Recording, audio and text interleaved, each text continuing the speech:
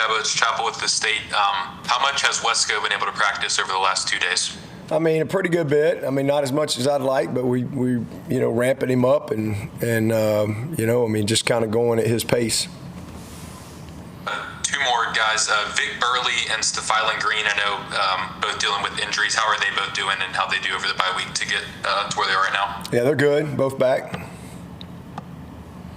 And then offensive line-wise, to have Sadler and Sewell back healthy in that group, those top 7 or so, what's kind of been your thoughts on how that rotation's gone the last few weeks? And is that kind of the group is that a top 7 per se, or how many do you think are kind of comfortably in that rotation? Yeah, right well, we really haven't had Sadler. I don't think he's played since maybe App State. Because he's battled some injuries, and he's still a guy that's day to day. But he really hasn't.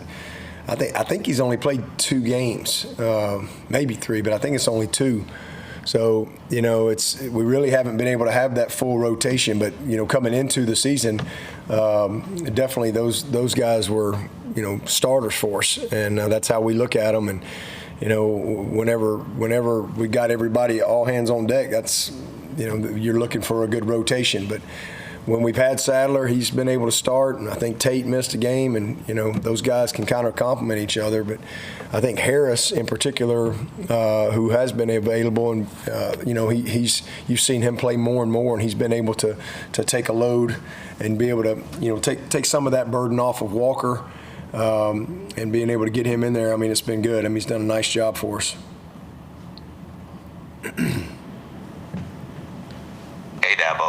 Hey Dabo, this is Darian Carter with the Greenville News. I think Jay Haynes became the starting kick returner.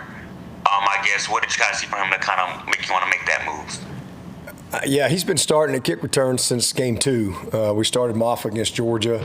Just veteran guy in that situation. But yeah, he's been starting ever since and doing a good job. I mean, he had the one miscue.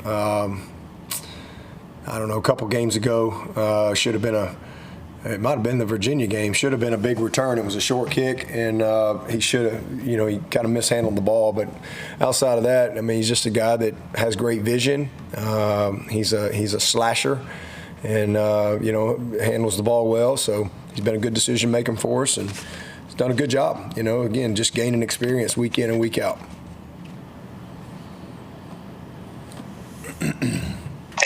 Toby Corson with Tiger Illustrated. After talking to RJ yesterday, he kind of classified this defense as boom or bust right now. How have you used this off week to create more consistency in the defense?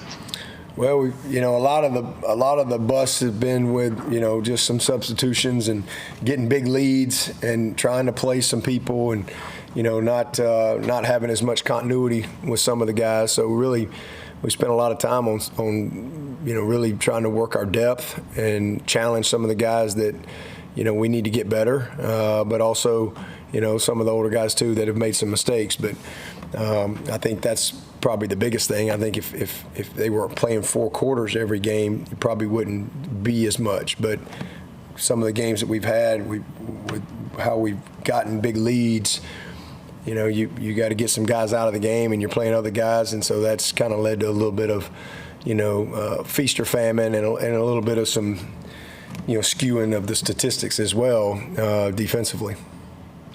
And then Wade was just telling us how much you referenced the 2022 season coming out of a bye and kind of stumbling. How much have you used that to motivate the team going forward after this bye week? Well, I just think the biggest thing in 22, we screwed it up. That team was good enough to be there, and we won the league, but we